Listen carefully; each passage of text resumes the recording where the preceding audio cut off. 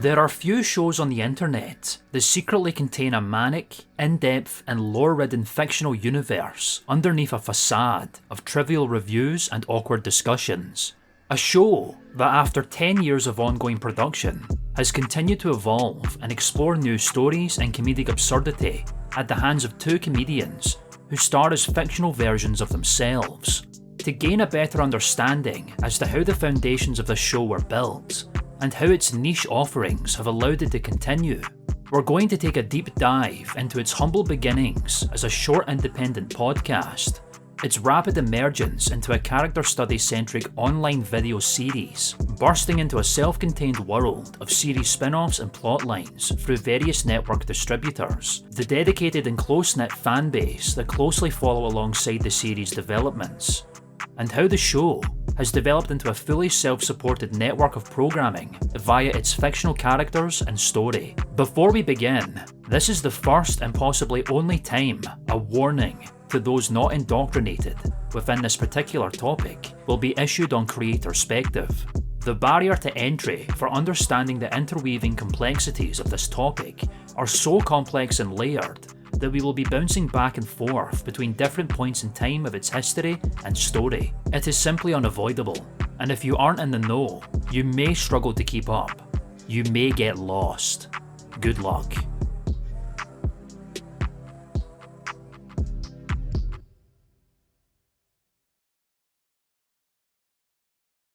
Park City, Utah at night during the Sundance Festival takes on a whole different feeling during the day. Lit up with Christmas lights, it's such a festive place to be.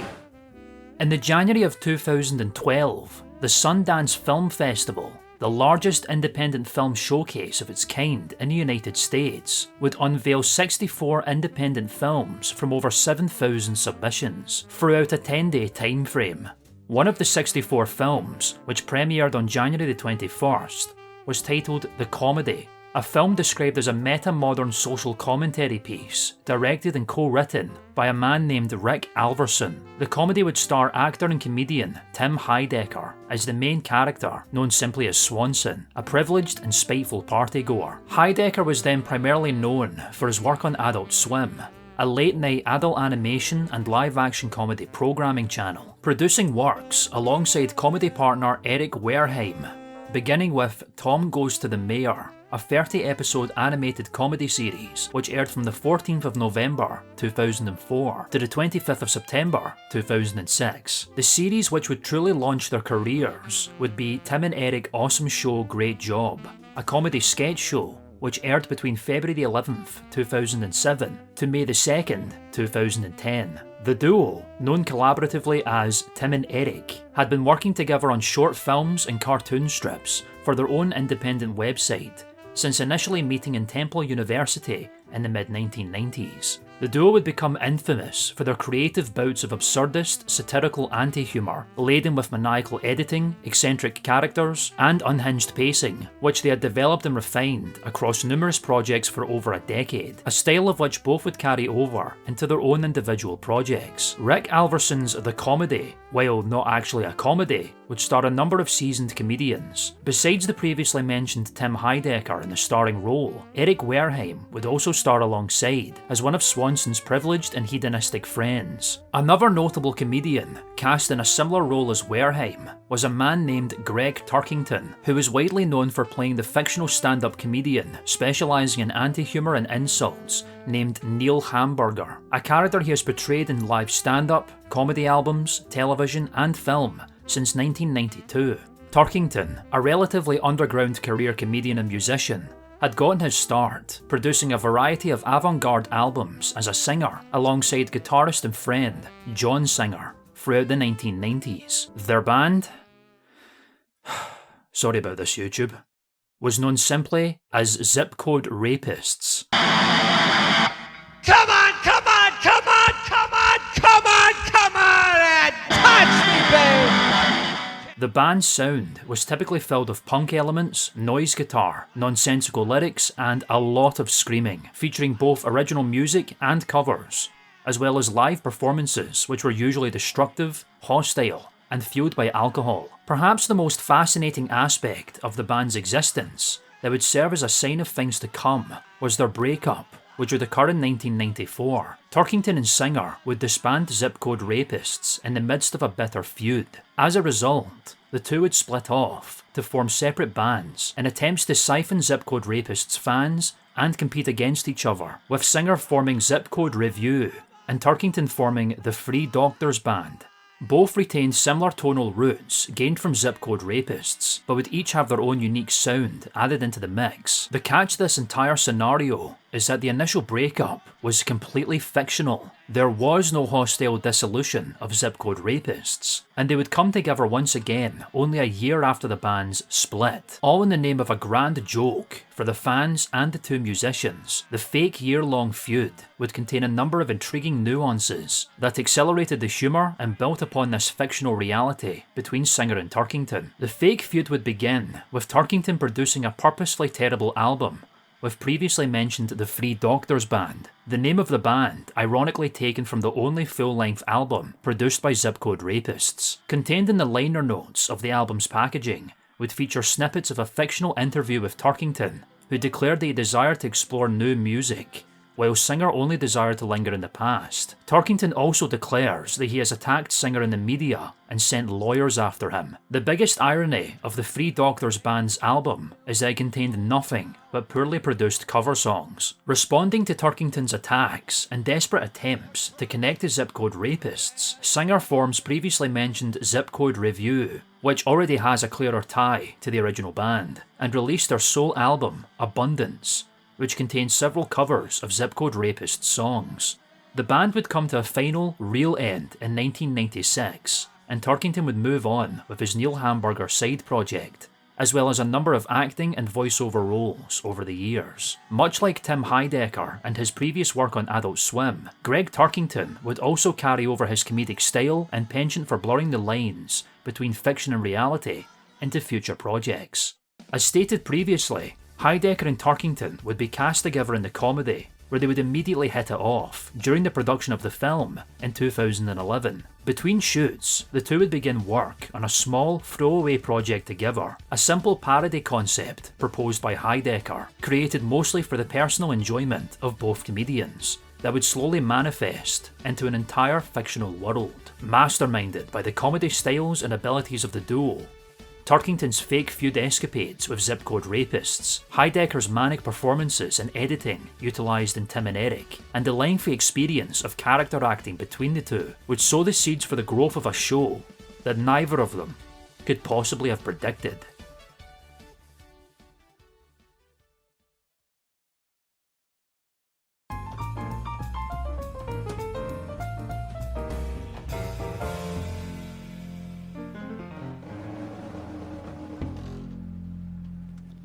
Hey, welcome back. We're talking on cinema. I'm Tim Heidecker, your host. We are talking on the 5th of October 2011, Heidecker and Turkington would independently release the first of 13 podcasts that would be recorded throughout the rest of the year and released on a weekly basis, being distributed on iTunes for Apple users and on an official page on Tumblr, a social media blog posting website for everyone else. Today, these podcasts can be found on the online music distribution platform SoundCloud, as well as on YouTube. The podcast itself was often recorded on the set of the comedy, as well as other locations. The podcast was created primarily to lampoon the rising trend of individuals, now with the ability to release podcasts by their own means online, attempting to provide critiques of various types of media, most often for their own personal satisfaction. The duo would often joke about the concept of ever-growing self-indulgent podcasting on the set of the comedy, leading to Heidecker's previously mentioned proposal to start a parody podcast of their very own. Needless to say, the growing trends of podcasts, for better or for worse, continue to this day. Tim Heidecker has continued this trend of lampooning podcasts in recent years, with his live call-in video podcast titled Office Hours, which began on the 24th of January 2020. With the recent developments in set design, camera work, and conversations, parodying trending video podcasts, most obviously the Joe Rogan Experience, and assumedly the H3 podcast. Heidecker and Turkington's podcast, titled On Cinema, would focus on the discussion and reviews of classic movies from the past few decades. The duo would appear in the podcasts as themselves, with Heidecker as the host of the show and Turkington as a frequent and only guest. The duo portray themselves as seasoned and knowledgeable movie reviewers, despite not actually providing information worth any substance in their reviews, the comedy emerging from their vapid opinions on the movies they discuss. On Cinema provided a simplistic format, seemingly recorded over a mobile phone and later with typical home recording equipment. Episodes were relatively short in length and content, typically going from 60 seconds and maxing out around 3 to 4 minutes, rarely going beyond this length. As you may assume, the very short length of these film reviews, combined with Heidecker and Turkington's complete lack of ability to provide critical analysis of any film whatsoever, resulted in each installment of On Cinema containing absolutely nothing but two bumbling movie experts, who constantly correct each other, divulge false information on the films, and hold conversations awkwardly and with occasional tension, as the duo frequently talk over each other until the episode abruptly ends.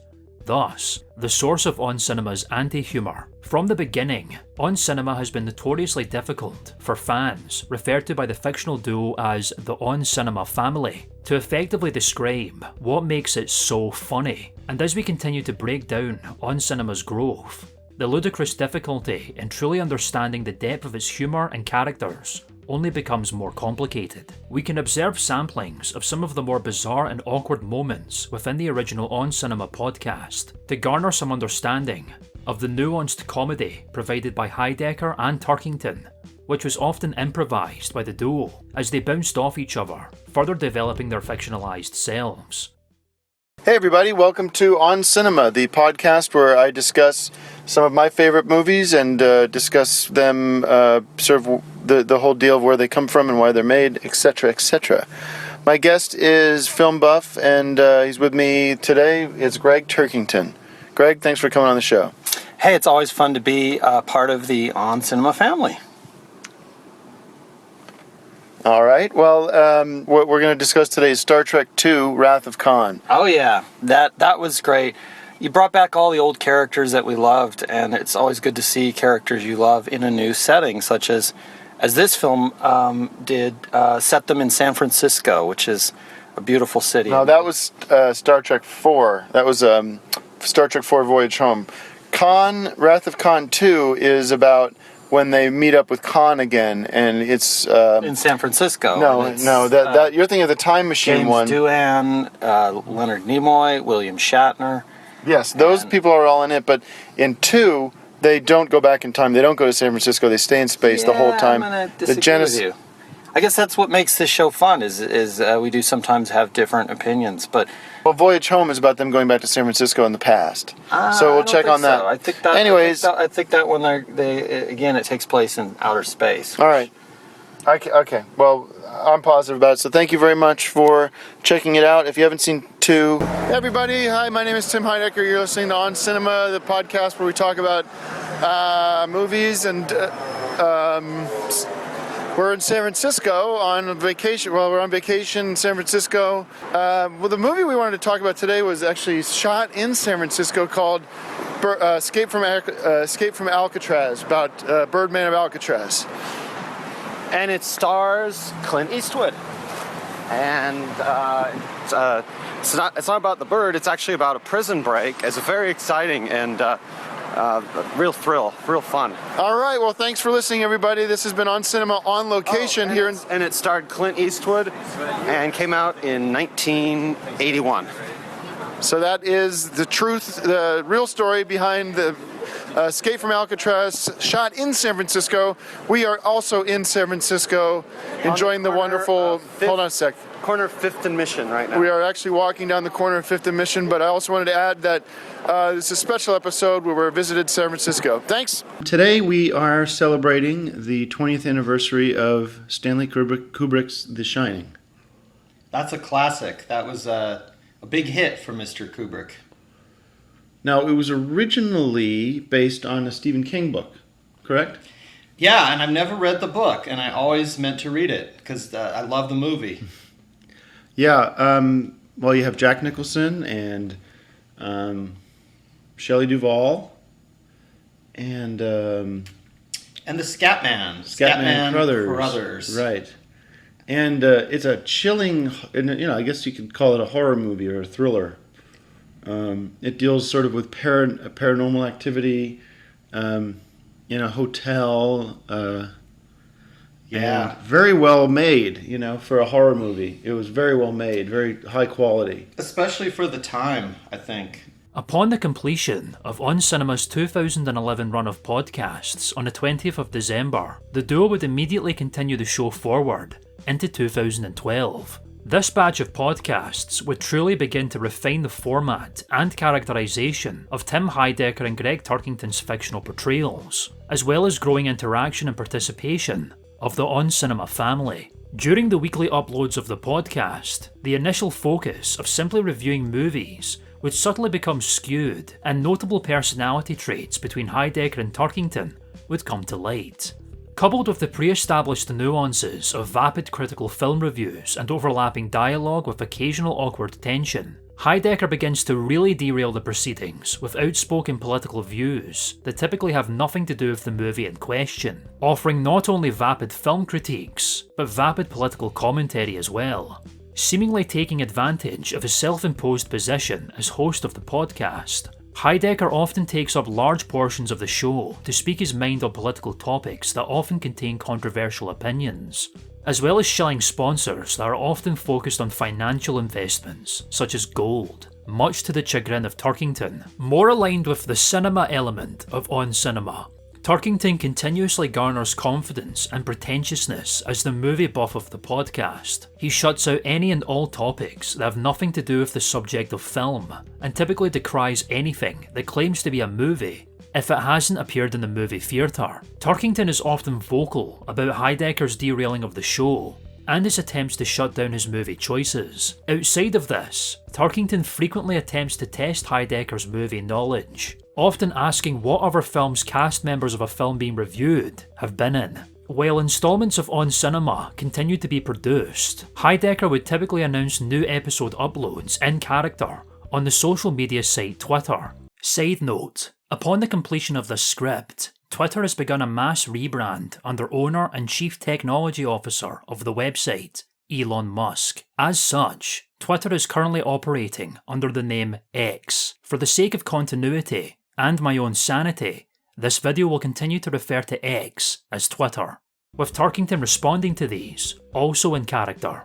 The duo would typically take any disagreements or disputes heard on the podcast onto Twitter also, a tradition which, like the majority of Twitter, continues to this day. With the emergence of the 2012 podcasts, the On Cinema family would begin to reply and interact with these posts. Remarkably, listeners of the podcast would play alongside the fictional world of the show, further blurring the lines of reality. By the 49th installment of On Cinema, the future of the podcast would become uncertain. As is heard on the show, and seen on the fiery Twitter argument that occurred after its upload, Heidecker and Turkington would have their first of many, many angry disputes, putting Turkington's future as guest of On Cinema into question.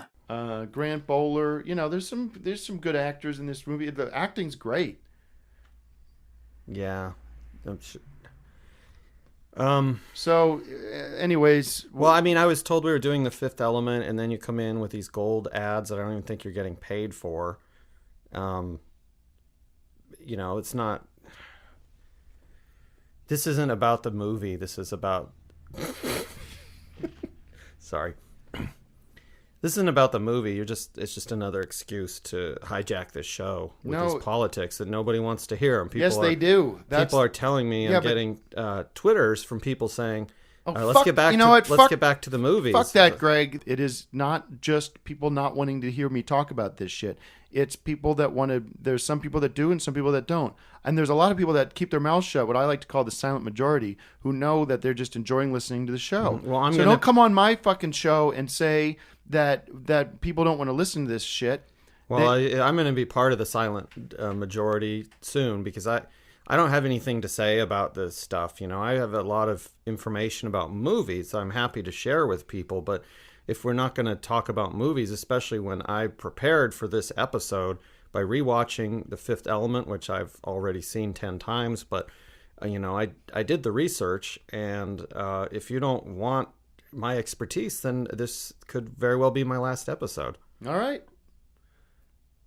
For the On Cinema family, no one knew whether the show would continue without the resident film buff, and the one-stop shop for critical movie expertise was in jeopardy. However, a saving grace would come down upon the hapless duo, and the future of On Cinema would become brighter than ever before, and in a way that would change the face of the show's trajectory forever. A lot of networks report the news as it happens, but only one has the power to report the news before it happens. Through our state-of-the-art wormhole satellite, the Onion News Network Future Channel brings you exclusive news transmissions from the year 2137, because to stay ahead... In the summer of 2012, the previously mentioned late-night programming blog, Adult Swim, would approach a group of individuals formerly employed at The Onion, an American digital media company dedicated to publishing satirical news. The Onion, which originally began distributing print in Madison, Wisconsin in 1988, had grown into a mass media news website that published completely fabricated news stories. Through over 30 years of publication, The Onion would become renowned worldwide for lampooning traditional news media outlets with surrealist comedic news stories, to such an extent that outsider readers occasionally believed the news stories to be real. News stories vary from mundane local stories, such as man at gym listening to Pump Up playlist to get courage to take off shirt in locker room, to sensationalised absurdist breaking news stories based on real international news, such as explosive Prince Harry memoir reveals William used too much tongue when they kissed. The Onion has famously kept pace with new and emerging news formats since its humble beginnings as a local parody publication in Wisconsin. The Onion would develop Onion News Network, a parody news video show, Clickhole, a satirical website lampooning clickbait sites such as BuzzFeed, Onion Radio News and Onion Public Radio, a series of podcast/radio show hybrids led by fictional newsreaders. A bomb squad member takes 7 hours to open his birthday present. It's the Onion Radio News. This is Doyle Redland reporting. And even a direct-to-video film titled The Onion Movie. Adult Swim, interested in The Onion's ability to create satirical news, approached former editors and graphic artists of the company, including features editor Joe Garden, graphic artist Nick Gallo, writer/producer Chris Karwowski, editor Joe Randazzo, and a slew of other former employees. The former Onion employees were banded together by Adult Swim with one simple task: make a website. The website in question would be dubbed ThingX, originally a placeholder name which was utilised during brainstorming sessions, until it was decided that it was the perfect fit. The website was a concept birthed from Adult Swim's desire to devise unique and bizarre comedy out with their typical televised content. Adult Swim creating online exclusive content similar in quality and comedic stylings to their TV programming has been a recurring project for a number of years with various outcomes.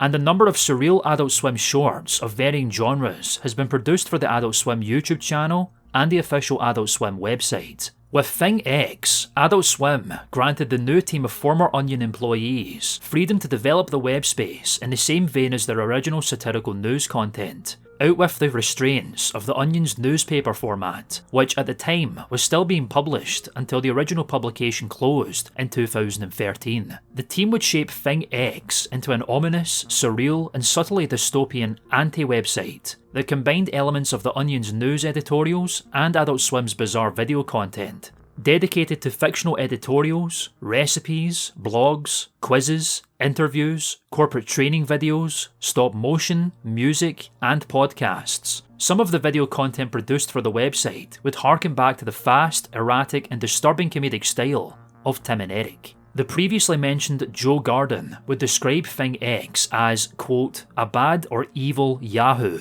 The website would launch on October 15th, and Adult Swim would begin advertising the site on their channel via bumpers between shows. Cartoon Network, the animation programming channel and parent company of Adult Swim, even left the option open for Thing X to create a televised series for Adult Swim. On the same day of Thing X's launch, the 49th episode of On Cinema's 2012 run of podcasts would be uploaded to the internet. As stated previously, Tim Heidecker and Greg Turkington's fictional personas would engage in an explosive falling out that would put the future of the podcast into question, even leading to a special announcement episode a week later featuring a solo Heidecker stating the show won't continue for a while due to technical difficulties.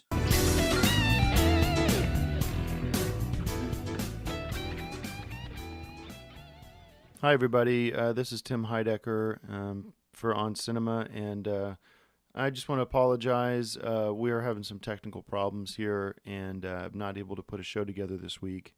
Thank you very much for listening all these past episodes, and we're going to be working on the technicals throughout this week, and we're hopefully going to be able to put a show together for next week. Thanks for listening. However, on November 2nd, Heidecker and Turkington would announce in character on the podcast that On Cinema would be moving to Thing X to continue the show. This time, the duo would upgrade from reviewing classic movies to reviewing recent movie releases, and also move from a podcast format to a video format. The first season would begin on the same day with the new title of On Cinema at the Cinema. I love this movie. I'm Tim Heidecker, and you're watching On Cinema at the Cinema. Quiet on set!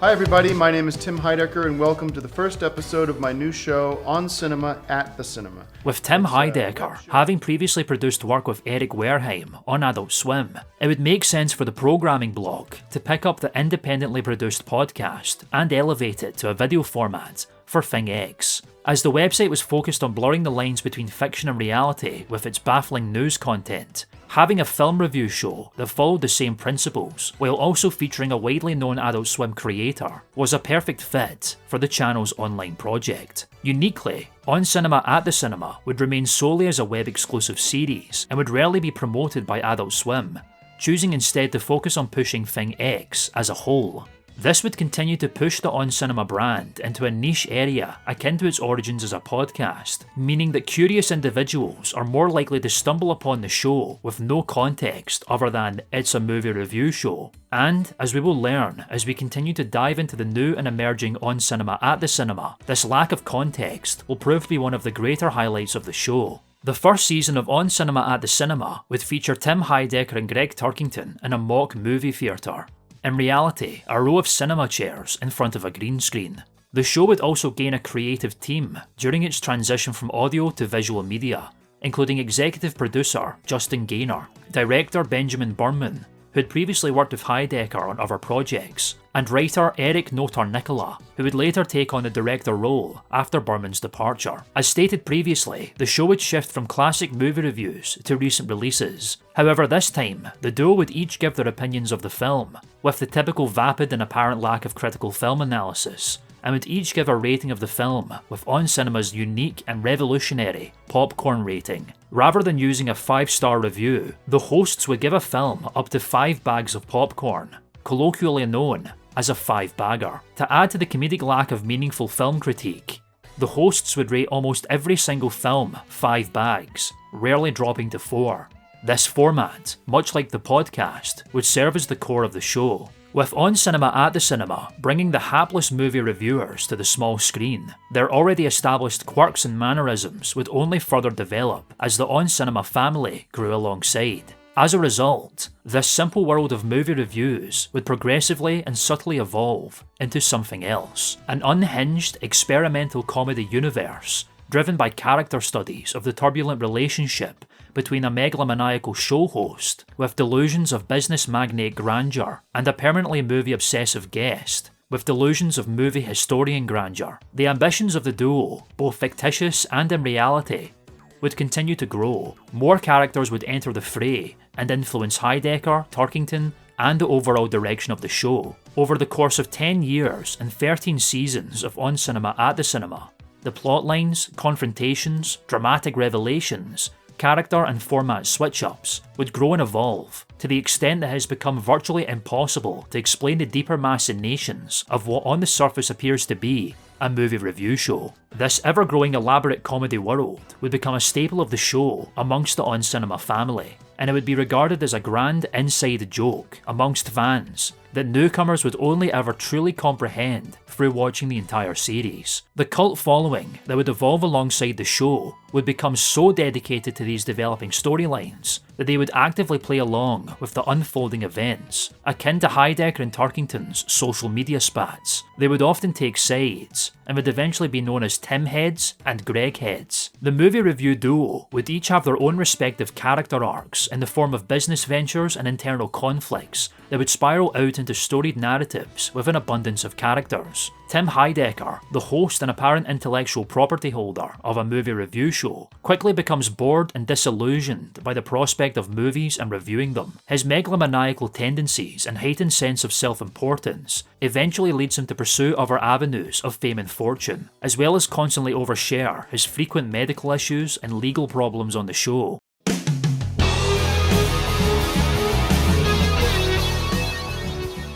He would form a painfully mediocre rock band named Dakar, alongside two hapless bandmates named Axiom Seradomingue and Manuel Gusti that follow Heidecker's every whim. Believe it or not, both would portray fictionalized versions of themselves. Heidecker would often egregiously promote this group on Cinema, as well as invite the members on the show to talk about the band. This is going to be a #1 song on Billboard. So, I know this show's Where about can movies. people hear it online? And then let's get to the movies. My show, I'm going to do things my way. Great to be here. My guest today is drummer, guitarist, producer, band member of mine from Decker is Axiom. Hey guys, pleased to meet you. Yeah, welcome to the show. Yeah, I'm glad to be here. Yeah. That's awesome. The band would later evolve into an electronic band called DKR, which would later evolve into the 4-member pop/rock/rap group called D4. One particular creative business venture that would further expand the On Cinema universe was the creation of Heidecker's very own, painfully low-budget Mission Impossible-esque action series titled Decker. Decker would become his own spin-off web series on July the 17th, 2014. The fictional On Cinema Heidecker would produce, write and direct Decker, as well as star as the eponymous character, Special Agent Jack Decker. Decker is laden with terrible green screen and cheap CGI, a similar level of production value to On Cinema, and clearly serves as an outlet for Heidecker's warped conservative political views. The show would also feature many of his On Cinema underlings, including Greg Turkington as the movie-obsessed master codebreaker, Jonathan Kington, and real-life actor Joe Estevez, who plays a fictional version of Joe Estevez, playing President Jason Davison in Decker. So everyone's playing fictional versions of themselves, playing fictional characters. Confused? Welcome to On Cinema. Development of Decker would often bleed into On Cinema, leading to creative differences and arguments between Heidecker and Turkington. Decker would run for 6 seasons and would prove popular enough to actually become televised on Adult Swim. Decker even spawned a fan convention called DeckerCon, providing exclusive screenings of new episodes, as well as Q&As with the cast in the roles of their fictional counterparts. Greg Turkington would focus more on developing new segments focused on classic movies for On Cinema in efforts to flex his movie expertise, frequently battling against Heidecker's lack of interest in movie reviews and his time-consuming self-promotion. These self-produced segments were often short and had very little to say. The two that would appear most frequently were Popcorn Classics and On Cinema On Location. Popcorn Classics would focus on reviews of obscure and forgettable releases from the 80s and 90s, featuring bare-bones descriptions of the film plots and film runtime. These reviews were taken from Turkington's extensive VHS collection, a media format he considers to be superior to the extent that he records recently released films onto VHS from DVDs. On Cinema On Location featured pre-produced packages featuring Turkington visiting alleged filming locations from more forgettable releases from the 80s and 90s. These locations were often visually uninteresting and sometimes erroneous. Turkington would also attempt to bolster his impressive VHS collection by establishing the Victorville Film Archive, or VFA, the largest collection of VHS films in the world, which would be stored in some storage units in Victorville, California. The VFA would later expand into guided tours, a streaming service called the Victorville Film Network, which is actually just a tiny collection of some public domain movies from the 30s on the file hosting service Dropbox, a dedicated website called VFA.expert, and even its own time zone called Victorville Film Time. The only difference being the Victorville Film Time is 1 minute ahead of Pacific Standard Time. Why does this exist? Welcome to On Cinema. Finally, Turkington would get the opportunity to utilise his movie buff prowess and develop his own feature-length shows and movies, including his own take on the Decker universe with Decker vs Dracula, and his most recent magnum opus, a tribute to classic movie history such as the 1939 film The Wizard of Oz, the iconic movie character, the Joker, and iconic movie actor, Dudley Moore, known as Deck of Cards, with Turkington in the leading role as the Joker. Not that Joker, this Joker. Deck of Cards, as you would expect, actually had a VHS release. Deck of Cards would actually be hijacked by Heidecker halfway through production, transforming it into a Decker movie, effectively creating two movies in one story. Only the character of Jack Decker was renamed to JJ Denneker for reasons I can't get into right now, because there's too much to go into and this is the most convoluted series that is impossible to discuss chronologically. Anyways, these differences in creative priorities ultimately formulate the two core characteristics of the two hosts. As On Cinema quickly evolved from simple online movie critic parodic podcasts to improvisational character study comedy in the show format, Heidecker with his self-destructive desperation to achieve wealth and power through music, alternative medicine, conspiracy theories and politics, and Turkington with his obsessive movie consumption and desperation to be recognised as a premier movie buff through meticulously collecting and archiving forgetful films. The second season, starting on February the 7th, 2013, would spell the beginning of the show's ensemble of characters that would be enveloped into the On Cinema universe, such as Heidecker's long-suffering second wife, Ayaka Owake, who, believe it or not, portrays a fictional version of herself as a Japanese foreign exchange student that would be dragged onto the show, and previously mentioned Joe Estevez, who would be seen in a pre-recorded interview segment. These outside influences would continue to grow and become deeper involved with the show as time went on. As you may or may not be thinking right now, On Cinema at the Cinema contains an unprecedented amount of story and character development that only continues to layer even more characters and story arcs on top of this. Every season of On Cinema at the Cinema typically runs for 10 episodes. So how exactly did the minds behind the show establish so much story within the confines of a movie review show?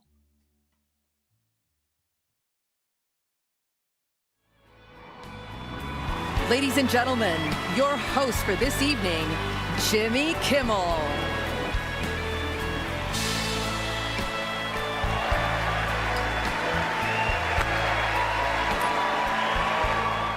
For the past 93 years, the American and international film industry has gathered to lavishly celebrate the achievements of actors, directors, screenwriters, and beyond, as well as provide awards for the most excellent examples of filmmaking. This is the Academy Awards, or simply the Oscars. The Oscars have been held annually since the first ceremony, a 15-minute private dinner with 270 attendees, in 1929. In layman's terms, the Oscars can be considered the most iconic and prestigious award in the entertainment industry. But then, in 2013, another show would piggyback the Academy Awards to broadcast and join in the celebrations with some of their own poignant and insightful movie criticism. Live from Hollywood, California, it's the first annual On Cinema Oscar pre-show.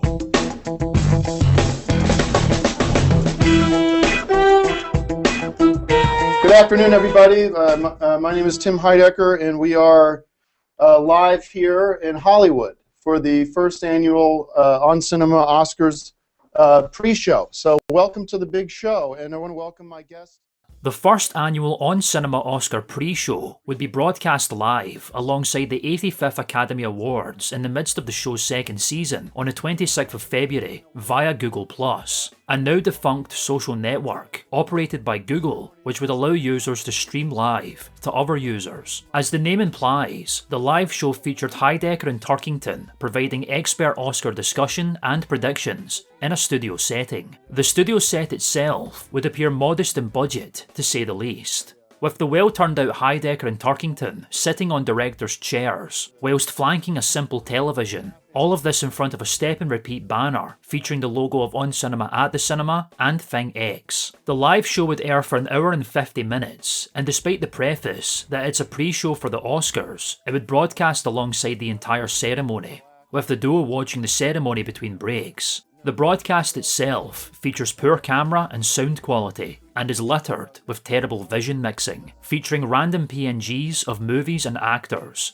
as well as erroneous Oscar commentary and predictions, such as Greg Turkington remaining adamant that the 2012 movie The Hobbit: An Unexpected Journey would win every award during the ceremony, despite The Hobbit not being nominated for any of them. To sort of boost the ratings, they did something a little bit unprecedented, which is they didn't nominate The Hobbit for any awards, even though they know in their hearts that The Hobbit will be the write-in favorite. So you're going to see some drama when they announce all the nominees for Best Picture. They don't announce The Hobbit.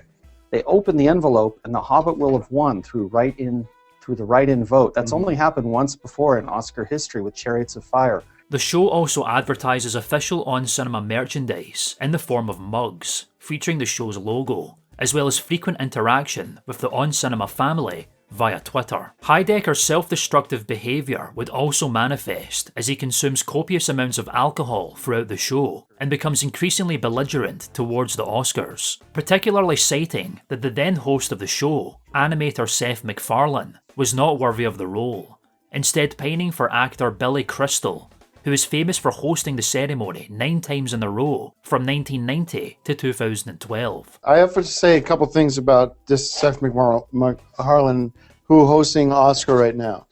He sucks, and this is a disgrace. They're shitting on the entire Oscar. The whole making fun of. Why would they make fun of Oscar? Why would they make fun of people who were working hard and? He's being with the whole Lincoln joke about this and that with the what was the joke about?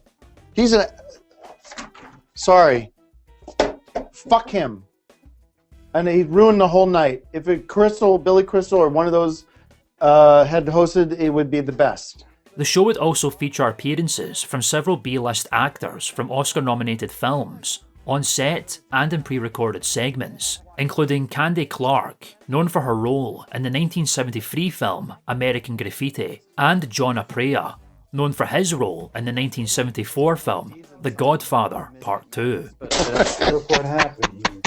Did you do this on purpose?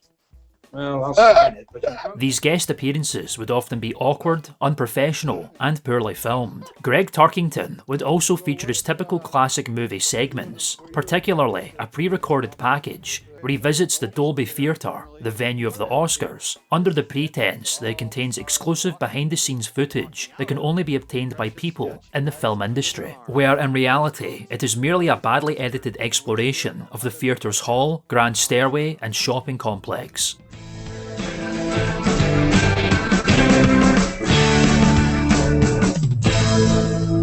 Here we are at Oscar's famous Hall of Fame, where they list some of the best movies ever to win the Oscar, including The Great Crash, $1 Million Baby, and Lord of the Rings. And by the end of this year, The Hobbit will be on this wall of fame as well, probably in that spot right there.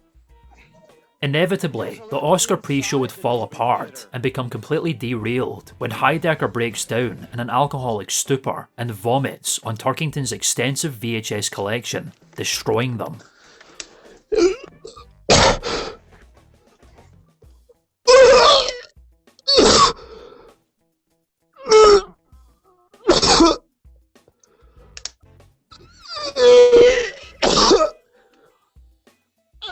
Needless to say, this is not the last time this happens. Turkington walks off the show and only returns under the promise that he'll be promoted from guest to co-host. But then he leaves again, after being told he is only being made Guest of the Year. And that is the first annual On Cinema Oscar pre-show. Wondering what just happened? Contemplating what I just told you? Welcome to On Cinema. As you may tell, this broadcast was the biggest and most ambitious project taken on by the On Cinema team at the time. The concept of two actors improvising as inane movie critics, while remaining true to pre-established characteristics over terrible vision mixing that has never been seen by either actor in real time, is more difficult than it sounds. This can be seen throughout the show, as Heidecker and Turkington constantly hold back laughter lest they give away the facade.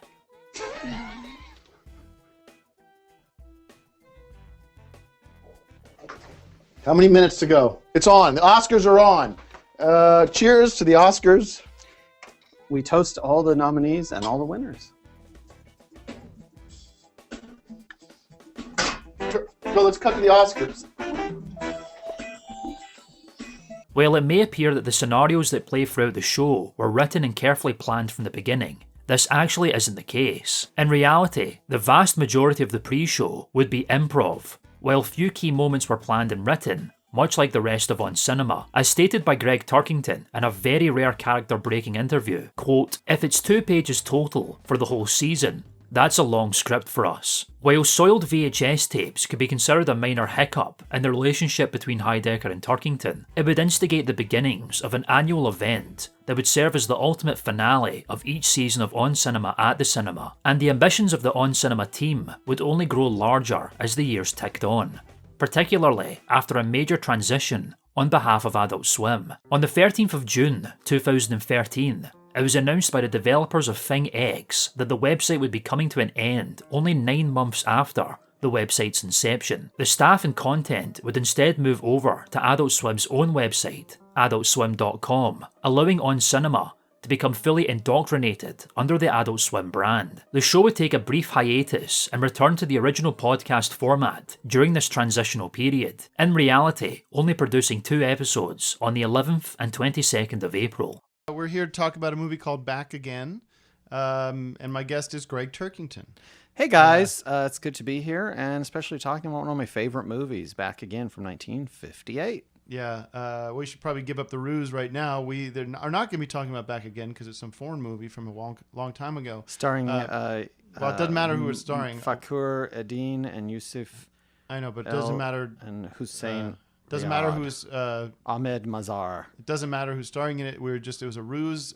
We want to just announce that the podcast is coming back. On Cinema at the Cinema would return, once again as a web-exclusive series, with its 3rd season on July the 3rd, where vapid reviews, incessant personal life revelations, erroneous film knowledge, and outsider characters would be present as usual. However, this character interaction and intrusive derailment of movie reviews would only intensify with On Cinema's 4th season, which would begin on January the 8th, 2014. For example, On Cinema would completely separate from movie reviews for the first time with its 4th episode, transitioning from On Cinema to On Alternative Medicine. Alternative medicine. Being healthy on my terms. Forget Obamacare, you can use acupuncture. Natural green medicine using herbs. Dr. San is with us. Let's talk alternatives.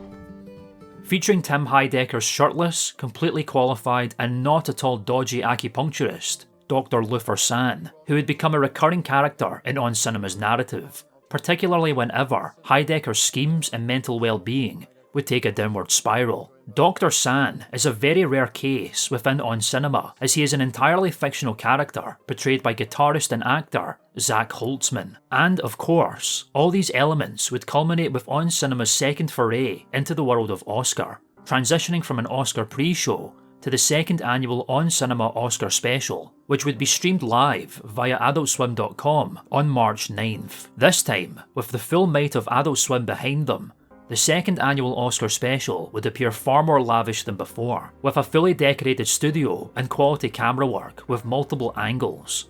Of course, the show would still retain On Cinema's penchant for terrible vision mixing, Hobbit obsession, and B-list guests. We would even see authentic reenactments of classic actors from the past, such as W.C. Fields. These impressions would be portrayed by actor Mark Proksch, who also, you guessed it, portrays a fictionalized version of himself. Proksch would become a recurring character in the same vein as Joe Estevez, serving as On Cinema's hapless and long-suffering lackey.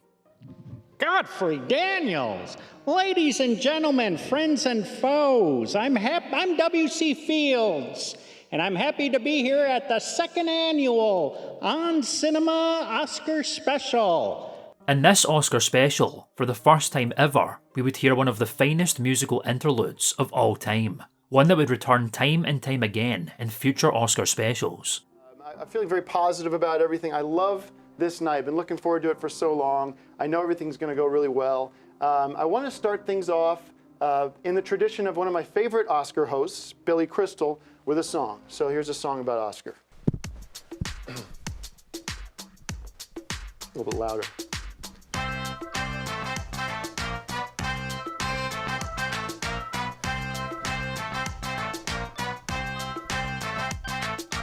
I've got the Oscar fever, hope you got it too.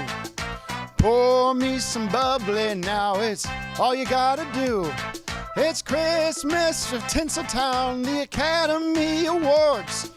Pop up some popcorn, welcome aboard. Who's gonna win? Who's gonna lose it? I got the Oscar fever, hope you got it too. Here we go.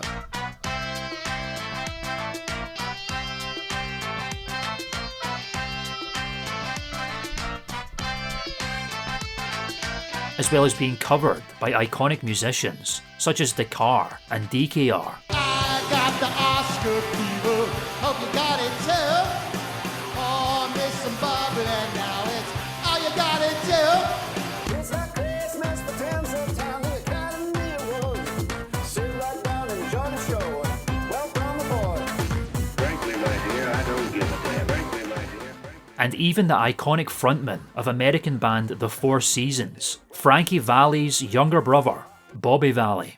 I've got the Oscar fever, how about you? Pour me some bubbly, what you gotta do? Simply put, the second annual Oscar special was the show that truly set the stage, literally and metaphorically, for how storylines would conclude and new storylines would begin for future seasons, as well as further developing upon the character studies of Heidecker and Turkington. With a grand total of 13 annual Oscar specials, the live event has, in true On Cinema spirit, slowly shifted focus from movies and the Academy Awards. The character study-centric aspects of the Oscar specials consistently establish recurring cycles of behaviour between the On Cinema duo. Heidecker's rage-filled despotism of the show, tempestuous marriages, shady business practices, and political pursuits consistently come back to haunt him, usually destroying him financially and or mentally. Actions such as storming the set in an alcohol-fueled rampage after the intellectual rights of the show were taken away from him, or transforming the entire show into a wedding reception for himself and his fourth wife, consistently damage relationships and derail proceedings. He is constantly led to seek forgiveness from business associates, partners, and God himself, in desperation as he is pushed to the edge due to his own actions, only for a miraculous windfall or mysterious financial backer, such as a suspicious money-lending site called MoneyZap.com and the mysterious Amato family, to come his way and lead to the continued cycle of behaviour. Heidecker never learns, or simply refuses to learn, from his mistakes, as he continues to lead On Cinema down roads that derail the entire concept of the show. Turkington's sole obsession with movies and his own self-inflated perception as a premier movie buff causes his influence within On Cinema to constantly ebb and flow. His constant attempts to create worldwide newsworthy Oscar special finales, such as stacking a number of Oscar-nominated films on VHS together and knocking them over domino style in order to spell the word Oscar, spelled with an E and not an A, become bigger and more ambitious as his ego increases. Turkington appears more passive and innocent on the surface, merely browbeating people on the show who he believes hold less film knowledge than him. However, it becomes abundantly clear that movies aren't just the one important thing in his life, they're the only important thing in his life. such as when he drags a comatose Mark Proksch onto an Oscar special, spray-painted gold, whilst still attached to breathing apparatus, and displaying him in a segment dubbed the Living Oscar. Turkington's position frequently changes from guest to one-time host to resident movie expert, and despite threats of leaving the show, Turkington can't quite stay away from the ideal goal of transforming On Cinema into what he believes it should be: all movies, all the time, from the perspective of the greatest film buff in the world. The Oscar specials themselves would also begin to shift in set design, thematics and tone as the years went on, reflecting the slow shift from Oscar focus and the growing absurdity in the worlds of the On Cinema duo, such as a suspiciously professional Oscar coverage studio, a wedding venue as previously mentioned, and even the great outdoors. The Oscar specials would continue to be situated within the new expanded set for a time. The set itself would be redecorated and rethemed for the Oscars or films in general, or simply depending on current events going on within On Cinema's world. For example, the 4th annual Oscar special on the 29th of February 2016. The show would display posters and feature games based on the then latest installment in the Marvel Cinematic Universe, Ant-Man, and a Fantastic Four reboot released by 20th Century Fox. This is due to Greg Turkington starring in Ant-Man as Dale, a manager of American ice cream parlour Baskin Robbins. This was a casting that was actually established as canon within On Cinema, meaning the fictionalised film buff Turkington was actually cast in the film within the On Cinema world. Heidecker would attempt to be cast in Fantastic Four in a fit of jealousy, and would you believe it, he was actually cast in the film as the father of Reed Richards. It is continuously alleged that Heidecker paid $15,000 to the film's director, Josh Trank, in order to one-up Turkington. Didn't expect the lines to blur this much? Welcome to On Cinema. It was also around this time that on the February of 2017, On Cinema would launch its own account on the crowdfunding website, Patreon. While the Patreon page itself has been closed, with seemingly all content previously available on it lost. It is known that reward tiers for patrons included producer credits for the show, walk-on roles for future Oscar specials, and live calls over video call application Skype, featuring live movie reviews from On Cinema's very own movie buff, Greg Turkington. Also at this time, a series of yearly Oscar special fundraising telethons that would harken back to the show's origins as a podcast would begin to be streamed live from Tim Heidecker's official YouTube channel, drumming up support from the On Cinema family in order to fund the Oscar special of that year. The majority of fan donations would go towards the specials. So we're looking tonight, I think, to hit 500. Tim, I think tonight we have to hit 500. I know a way to do it. So get on to... I know a way to do it. Go ahead. If you can agree right here, promise and shake on it, to allow me to finish the series of segments I was doing of Oh God locations, and so we can get into Oh God 2 and Oh God 3 more substantially than we did. If you can agree on air to let me finish that series of segments next season on Cinema, I think you're going to see quite a few donations coming in, because that's the main thing people ask me about.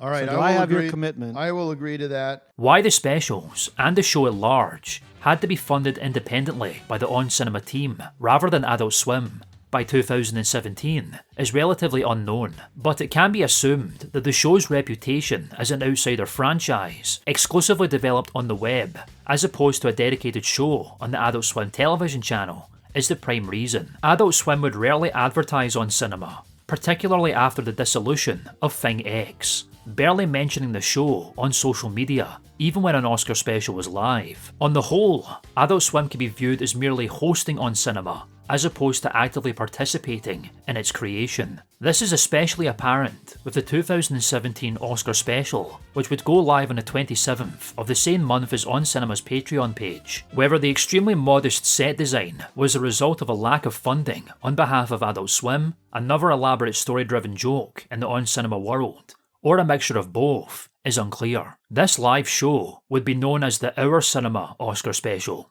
a micro-budget effort hosted solely by Greg Turkington with guest Mark Proksch. Our Cinema would be Turkington's attempt to separate from On Cinema and create his own superior movie review show, not too dissimilar to his non-fictional counterpart's fictional band breakup with Zip Code Rapists in the 1990s. Tim Heidecker would be touring with DKR in the Middle East and constantly attempt to contact Turkington via mobile phone, eventually threatening suicide after a period of severe drug addiction due to vaping a mixture of dangerous substances, as well as suffering severe third-degree burns during a period of homelessness after accidentally setting his temporary accommodation on fire, which happened to be Turkington's storage unit containing his VHS collection. This all happened in one season, by the way. Season 8 specifically.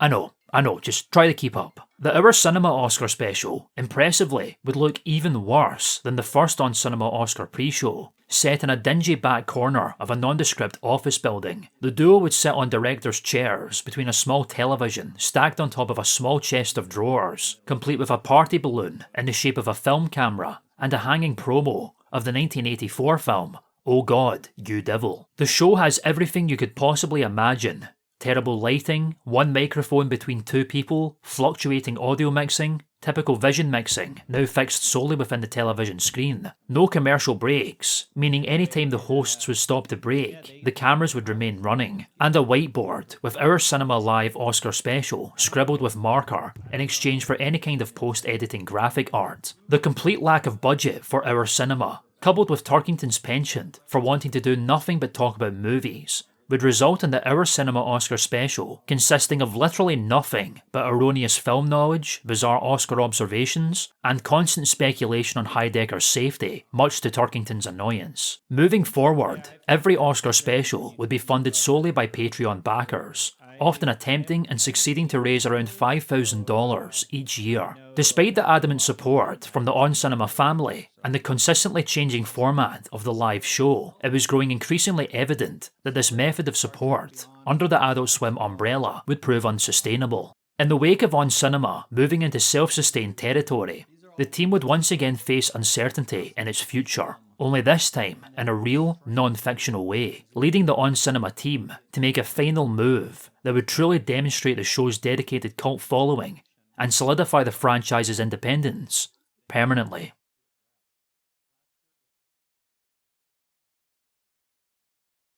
Fast-breaking developments in the coronavirus emergency in the U.S. and around the world.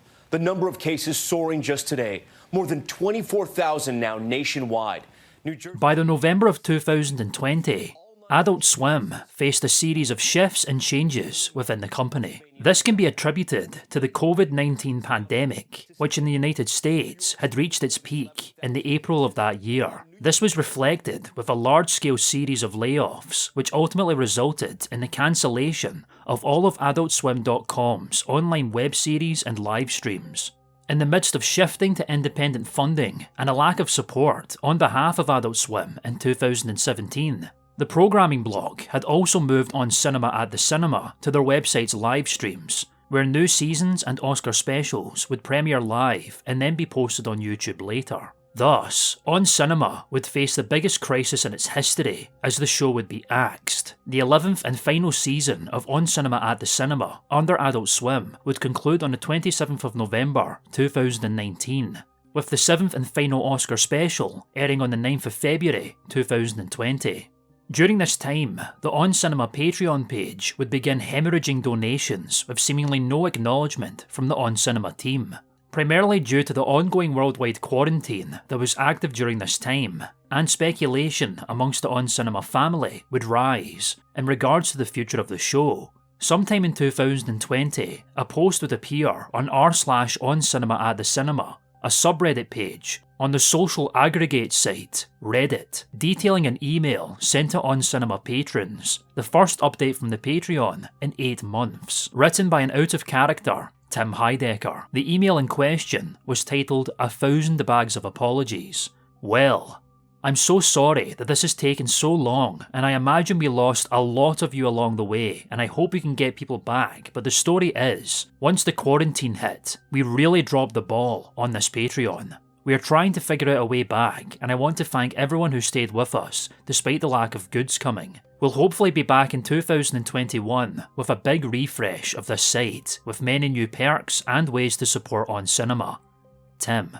However, rather than continue to rely on a Patreon page to garner funding for the future of On Cinema, something entirely unique that would allow the franchise to expand even further than before and truly demonstrate the dedication of the On Cinema family and the palpability of its line-blurring fictional world would begin. By the 10th of December, On Cinema would find a new home within a website wholly dedicated to streaming On Cinema at the Cinema, the Oscar specials, and an entire smorgasbord of spin-off content. What's more, like literally everything else that becomes enveloped in On Cinema's story, it would also play a role in the show and further blur the lines of fiction and reality. High Incorporated presents The High Network. Constant broadcasting at a premium. 24/7 daily programming.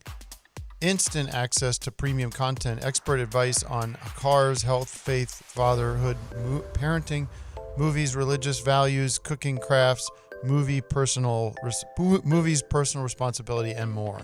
The website, titled The High Network, effectively serves as the nerve centre for all things On Cinema. It's a subscription-based video service developed by the fictional High Inc., founded by Tim Heidecker. Its function serves similarly to other subscription-based content services, the clearest example being the Canadian streaming website SwearNet, which currently serves as the home of Canadian mockumentary sitcom Trailer Park Boys.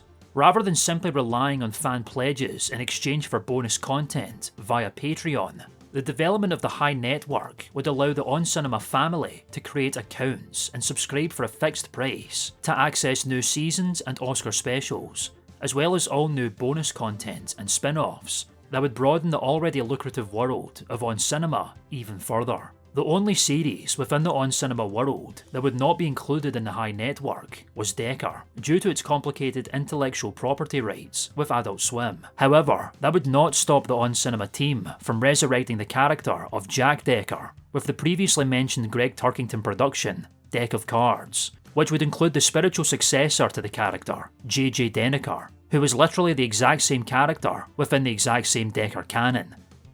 See? Told you I'd get back to that one. Wait, who am I? You are Lieutenant John Jacob Denneker, Chief Spy for the CIA, killed in action 2 days ago in Somalia, fighting a Marxist insurrection. You're trying to tell me I'm dead? Not quite. In the past 2 years of High Network's fruition, 2 new seasons and live Oscar specials have been produced, and as the network plays the role as the home of On Cinema and as a major role within the franchise's world, a number of one-off series and character-centric pieces have been developed that further delve into the distribution of content on the website. These include Greg Turkington's Classic Movie Time, a 3-episode series where Turkington does literally exactly what he's been doing for On Cinema for the past 10 years, combining both popcorn classics and On Cinema on location into one poorly edited and filmed segment. Wendy Kirby's Valentine's Day Special, an hour-long feast on the same level of production and dramatic story revelations as the Oscar specials, hosted by singer Wendy Kirby, played by actress Jessica Ruth Bell, a character who initially appeared in the 8th annual Oscar special that would become one of the 4 members of Heidecker's band D4, and also an unwilling love interest for Heidecker. The previously mentioned magnum opus of Turkington's career, the 45-minute long feature-length film Deck of Cards. The fallout of Deck of Cards, where Heidecker and Turkington would have a roundtable discussion in regards to why the film failed, featuring Joe Estevez as mediator. Even a simple minute-long public address where Joe Estevez apologises for his involvement with an advertisement in regards to cash settlements being offered to innocent families that suffered at the hands of Tim Heidecker's disastrous Electric Sun Music Festival.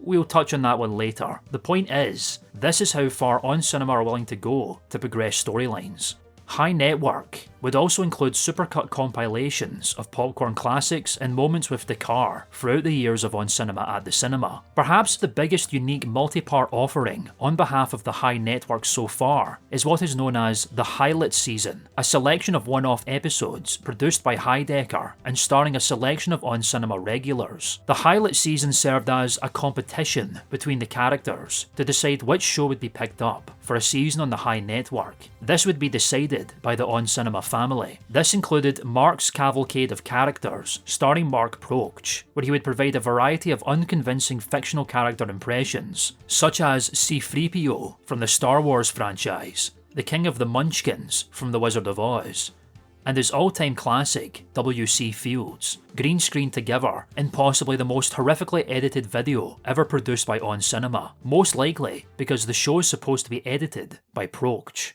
May I have a lick from your lollipop? You want some? Thank you. Yummy! Godfrey Daniels, that's delicious. Rockhouse, a faux reality show parodying the production values of shows such as Keeping Up with the Kardashians, which featured Heidecker's hapless bandmates, Axiom and Manuel, following their lives living in Hollywood, while they pursue their wholly achievable goals of becoming the greatest singer and guitarist in the world, respectively. Popcorn Shuffle, featuring Greg Turkington rummaging through a bin bag full of popcorn and random VHS tapes, edited wholly by Turkington. You can probably expect what the production value is like. And finally, Exposed, featuring Michael LaRue Matthews, who first appeared as a bit role in Decker, then being promoted to Heidecker's personal security and bandmate. A right-wing conspiracy theorist and gun enthusiast, he would also appear on segments of On Cinema at the Cinema, such as On Cinema on Defense, which discussed firearms, and the previously mentioned Exposed, which would dive into erroneous conspiracy theories and investigations of supposedly shady businesses, such as previously mentioned MoneyZap.com, which lent money to Heidecker until demanding it back with 300% interest. You know, I did such great work for MoneyZap earlier this season where I, made these great commercials for them and really spoke highly of them. And MoneyZap... Well, they never paid you for the commercials I did. That's a good that you point. did before. Here's the play, and I think this is a good time to do this, is MoneyZap, this is to you, whoever you are. Now, we all make mistakes, and I was sort of led to believe through your website and all this sort of, how easy it was that I was going to be able to basically borrow this money and pay it back at some other point. It wasn't going to cost me anything. So I'm asking you, and, I guess I'm begging you, I'm pleading with you to forgive my debt with you. The Exposed segment would be moved to a full-on episode during the Highlight season, and would be selected by the On Cinema family, and not at all by Tim Heidecker, to become a full season on High Network. Video content isn't all that the High Network offers, as it is intended to be the hub for High Inc. A news board in the same vein as Thing X would also be included, focusing on news centred around On Cinema and the lives of the characters, further establishing storylines in a typical comedic fashion. Much of this is written by Heidecker himself, always with purposely poor spelling. Heidecker also has news focusing on politics, music, cars, religion, gaming, fatherhood, DIY, and movies, though all of this is labelled coming soon. Much like the Patreon page that preceded the High Network, the website would also provide paid personal video messages from either Greg Turkington, Axiom, or Manuel. Finally, and perhaps the most mysterious feature of all, and possibly the most elaborate joke from On Cinema so far, is the introduction of High Points, a cryptocurrency system exclusive to the High Network, first introduced on the 22nd of September 2021. Introducing High Points, a brand new easy way to build value and show your loyalty to the High Network. High Points will soon become the dominant form of currency as we look towards a cash-free future. High Points are rising in value daily as reported in the Wall Street Journal. Each member of the High Network has a High Point wallet ID. Nobody knows what High Points are actually worth, and High Points can't be used for anything on the site. Annual subscribers receive 50,000 free High Points, and 1,000 High Points are received by referring friends to the site. On the midnight of High Points' announcement, subscribers received 1 million High Points. Seemingly at random, High Points will be deducted from users as a debt punishment, then given back as debt forgiveness. Within the confines of the show, Heidecker has been paying his staff entirely with High Points, which according to Turkington are completely useless and cannot be exchanged for any kind of legal tender. So just how successful is High Network? Not long after the site's launch, Tim Heidecker reported that High Network had over 8,000 annual subscribers on May the 4th, 2021, and by January 2023 had reached over 17,000, according to a post from Heidecker himself on r/OnCinema at the cinema. As such, it's safe to say that the future of On Cinema is set for the future. With an annual High Network membership coming to $55 per year, the website is making an estimated $945,000 per year, not including Oscar special tickets, merchandising, and video message sales, all of this going towards crew,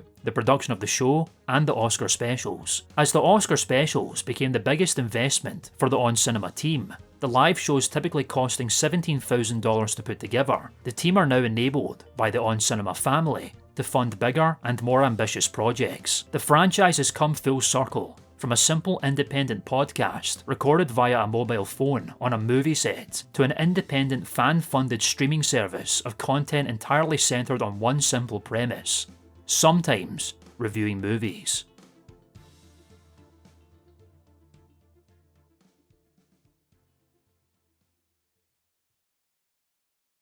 So, that's On Cinema. We've explored the interweaving, overlapping, infinitely complex levels of absurdist comedy and its history. The dedication of the cast and their ability to remain true to the confines and mannerisms of their fictional selves through improv alone, and the fervent loyalty of the fan base who are similarly dedicated in immersing themselves into this niche comedy movement that doesn't just blur the lines between fiction and reality, but completely eviscerates it. But one final question remains. Why? Just what is it about this show and the entire franchise as a whole that sparks such an enchanting draw amongst people? What exactly is it about a show that at its core is all about reviewing movies poorly? Needless to say, despite everything that we've explored in this video, we still haven't fully explored the abyssal iceberg that is On Cinema. There is, however, one more element to the entire franchise that completely encapsulates the essence of everything On Cinema is, and as you may or may not expect, has almost nothing to do with cinema. The comedy, the endless layers, the complex storytelling, the endlessly developing characters, and the ambition of what can be done to make humour. The show's hallmark of making jokes without making a single joke. It is simply known as The Trial. The Trial is a multi-episode series that adds up to over 4 hours of content. It took place between the 9th and 10th seasons of On Cinema at the Cinema, and began 2 months after the conclusion of Decker's 5th and 6th seasons, titled Unsealed and Mindwipe respectively. So what is The Trial? Remember the cash settlements being offered to innocent families that suffered at the hands of Tim Heidecker's disastrous Electric Sun Music Festival I mentioned earlier? This is exactly what this is in relation to. The Electric Sun Music Festival was an integral plot element that would emerge during On Cinema at the Cinema's 9th season in 2017. In layman's terms, and I mean layman's, Heidecker and his latest music project, DKR, prepared to host the music festival and debut their first and soon-to-be only song, MTBTL 2.0, an electro dubstep remix of Dekar's first and only song, Empty Bottle. The festival was held in Apple Valley, California on Friday, April the 14th of 2017, and with Dr. San in attendance, guests were given free vape samples laced with dangerous synthetic drugs, something Heidecker became cripplingly addicted to in previous seasons. Ultimately, this resulted in the deaths of 18, later confirmed to be 20, teenagers, and 156 hospitalizations due to vape poisoning. This would result in the immediate arrest of both Heidecker and Dr. San on numerous accounts of manslaughter. Heidecker would eventually be let out on bail, and Dr. San would eventually hang himself in prison. Thus, the trial of Tim Heidecker. We received word that our former host of the show, Tim Heidecker, is in jail.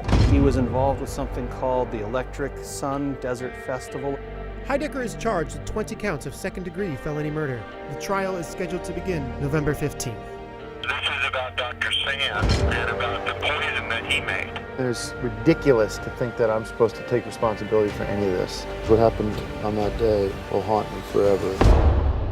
I'm going to fight this to the end. Much like the rest of the franchise, the trial appears fairly simplistic on the surface, Each video is literally just a continuing court hearing featuring Heidecker as the defendant of the Electric Sun Desert case, which would be referred to as the Electric Sun 20 trial. The trial series would be broken up as a 5-day court case, complete with opening and closing statements, expert and character witness testimonies, and the presentation of evidence, much like any other trial. Characters like Greg Turkington and Mark Proksch appear as witnesses. The trial probably features the largest barrier to entry of any piece of on-cinema media. If you have no prior knowledge to the franchise or context of previous events, you're literally just watching a rage-induced Tim Heidecker hijacking a serious court case with bizarre witness testimonies mentioning movies offhandedly. Of course, the true magic is this is exactly what the trial is, even if you know what the context is. In essence, the bizarre world of on-cinema is thrust into a world of normalcy.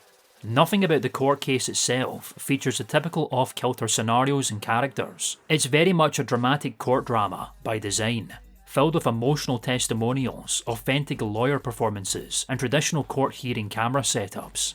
It isn't until Heidecker interjects with constant coughing, frequent antagonizing of the judge, and the eventual firing of his lawyer in order to defend himself in the style of American serial killer Ted Bundy, or until Turkington appears as an expert witness and frequently skews questions given to him in order to complain about Heidecker's frequent meddling with on-cinema at the cinemas format, and more importantly, Turkington's movie buff segments, that we see the true colours and humour of on-cinema emerge. Now, was this promotion commercial ordinarily a part of the program?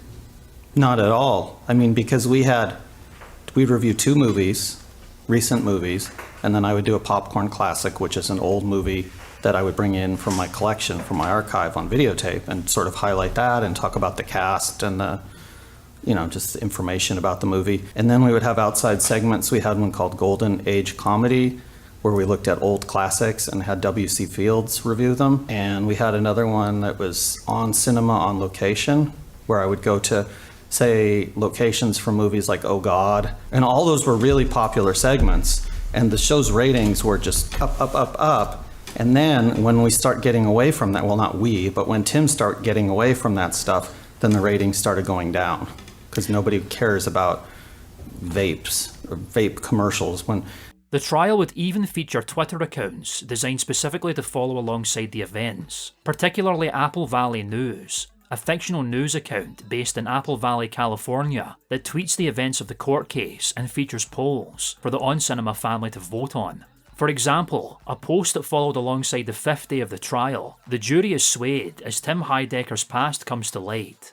Would you condemn someone based on their bad behaviour in the past?" Hashtag Electric Sun 20 trial. The Tim heads came out as the victors, as 54.4% voted no. So why am I bringing up the trial now? As stated previously, this peculiar saga in the on-cinema universe contains all of the key ingredients that make up the unorthodox style of comedy, intrigue, and character study developments that has been firmly established by the on-cinema team. Unlike other samplings, such as the Oscar specials or Decker, the trial doesn't rely on absurd performances or purposefully terrible editing in order to establish humour. The trial is long and dry. It is a completely natural court environment, and even some of the actors come from legal backgrounds that further solidify this faux reality. Mark Dwyer, Heidecker's defense lawyer, is actually an arbitrator in reality, and even the actress, Inger Tudor, that portrays the prosecution's assistant DA, has academic experience in Harvard Law School. All of this aids in creating an authentic court atmosphere with legitimate practices. The trial of Tim Heidecker is an intriguing and ambitious piece of on-cinema content, in that it transmits humour purely through the long-established character dynamics and storied history of on-cinema. It is elaborate and painstakingly staged, and it completely changed the scope of what was originally a show featuring 2 incompetent movie reviewers behaving passive-aggressively towards each other. It also demonstrated the lengths of which the on-cinema family would interact with the story and characters, who have actively behaved as if the fictional characters and stories are real. As mentioned previously, fans would divide themselves into Tim heads and Greg heads. Tim heads often supported Tim Heidecker's music, shameless shilling, constant cycle of tyrannical behaviour, and subsequent apologies for such behaviour. They also lambast Turkington's unprofessionalism and demonising of Heidecker. Gregheads worship Greg Turkington's movie expertise and carefully crafted show segments, as well as lambasting Heidecker for taking the focus of On Cinema away from cinema, as well as disrespecting Turkington's movie buff status. Wherever On Cinema crew posted content, the On Cinema family followed alongside to voice their opinions in support of the duo, be it Twitter comments, YouTube comments, or most particularly, high network comments. Fans of the franchise effectively play a collective role in On Cinema's world, by engrossing themselves, and by extension passive observers, into this reality-blurring world even further. This is the biggest factor as to why On Cinema has such a magnetic draw, while still functioning as a niche franchise.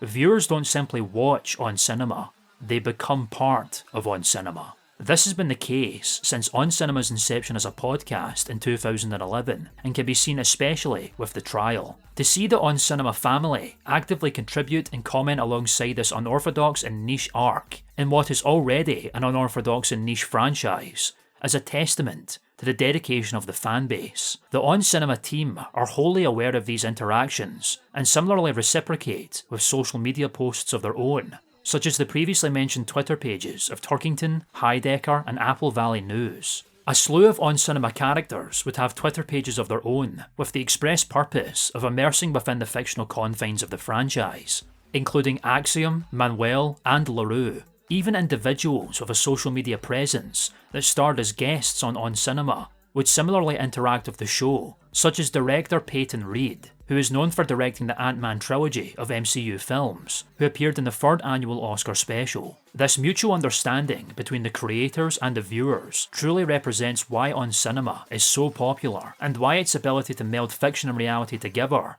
is so effective. Everyone is in on it.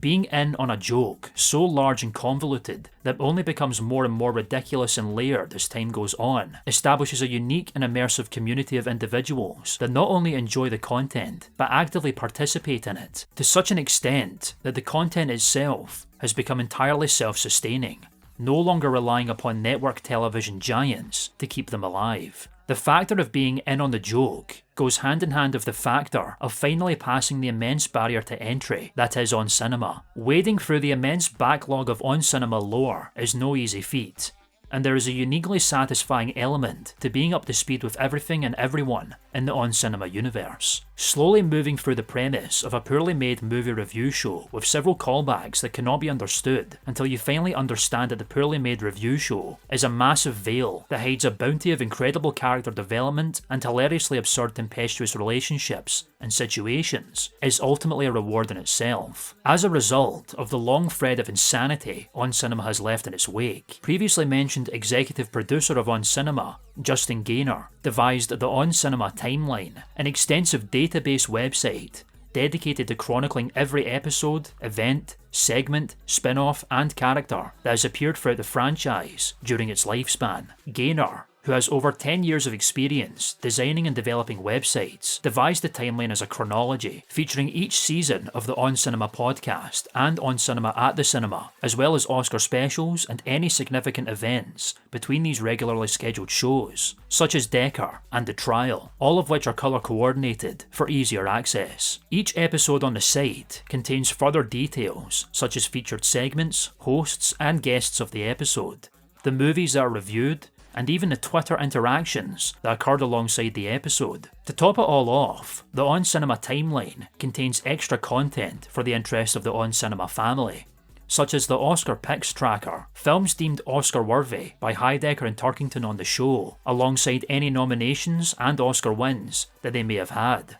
and the Victorville coding system, an obscenely overcomplicated and unnecessary system developed by Greg Turkington in order to organise his inordinate film collection. On the Timeline website, this allows you to categorise your own film collection, utilising the genius system used by the VFA. At this time, the On Cinema timeline is outdated by about 4 years, most likely due to the most recent content developed by the On Cinema team being released exclusively for paying contributors of the High Network. Gaynor has also served as a pillar of the thriving community aspect that existed within the On Cinema family. He would serve as host and producer of a half-hour-long live stream show titled Big Unhappy Family, an On Cinema fan show, which began on October the 22nd, 2019, through AdultSwim.com. The show would feature a community page on Skype and was focused on fan discussion and call-ins on the events of On Cinema at the Cinema. However, the show would only reach 9 episodes and would conclude on December 3rd. The fan show was likely cancelled in the wake of Adult Swim's mass live stream cancellations in the wake of COVID-19, and no episodes of the show have been archived online. Yet still, we haven't delved into everything On Cinema has to offer. We haven't discussed Mr. America, the feature-length film that features Heidecker attempting to run for San Bernardino County District Attorney in order to unseat the attorney who attempted to find him guilty of murder during the trial. We haven't discussed the tragedy of Tom Cruise Heidecker Jr., possibly On Cinema's darkest arc, where the newborn baby of Tim Heidecker and Ayaka Owaki passes away due to illness on behalf of Dr. San, who is then brought back to life as an adult via awful CGI technology on the Oscar specials. We haven't discussed actor James Dean, whose legendary and short-lived acting career came to an end in 1955 as he passed away in a car accident, which turns out to be completely false, as Turkington was able to find the real James Dean, who had actually faked his death and returned in the 3rd annual Oscar special to reignite his career. We haven't discussed how almost everybody at On Cinema nearly died from carbon monoxide poisoning during the 7th annual On Cinema Oscar special, due to Greg Turkington arriving to the event in the mobile VFA, literally just Turkington's film collection in a car, and leaving the engine running throughout an hour-long show in an enclosed space. We haven't discussed how the latest series of On Cinema at the Cinema was completely rebranded to On Cinema and More in the Morning, stylising the show as a morning talk show featuring celebrity news and content that has nothing to do with movies. On Cinema is endless, and to discuss every single facet of the franchise would result in a video that would most likely be hours longer than this one. If anything, this should incentivise anyone whose interest has been piqued to open up the sheer Pandora's box that is On Cinema for yourself. In the end, it could be said that it's easy to understand how what started off as a simple podcast recorded over a mobile phone on a movie set exploded into what we know as On Cinema today. It could be said it's easy to understand why the franchise has continued to grow in popularity and ambition over the last 12 years. But it really isn't. Tim Heidecker and Greg Turkington have created an impressive and wonderfully unique world of characters that have remained consistent and fresh through improv alone. It shows no sign of stopping. The only way to truly comprehend everything it encapsulates is simply diving in and finding out. And if you do, please refer to the beginning of this video. Good luck.